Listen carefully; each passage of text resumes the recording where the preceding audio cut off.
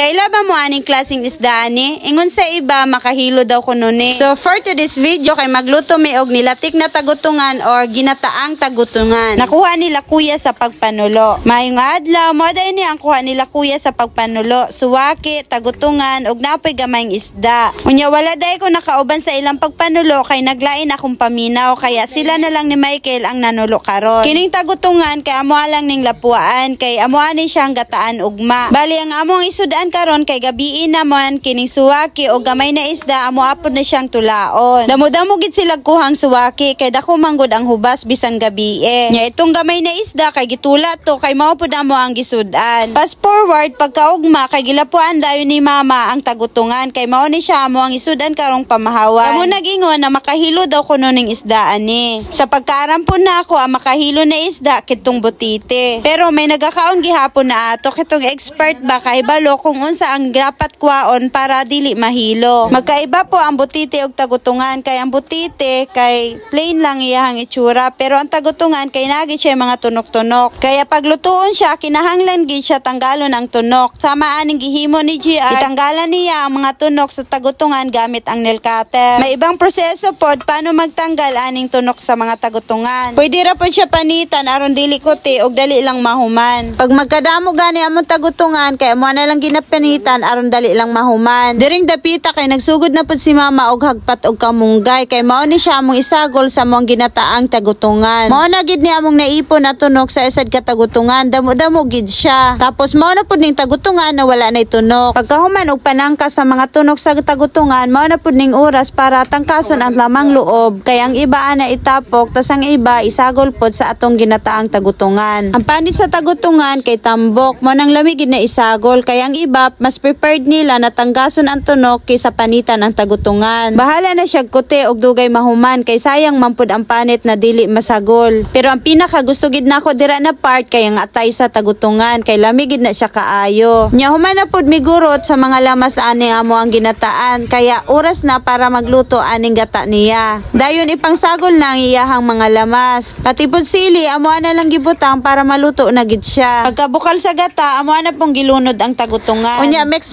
lang unya pagkabukal ilunod na ang kamunggay. Dali lang gud magluto ani sama lang sa ordinaryong ginatan or ordinaryong nilatik. Unya mao lang na siya kadali pagkalutoan na ready to kaon na. Unya dinhi na lang pud kutob ako ang mini vlog no. Daghang salamat sa iyo next vlog. Amping.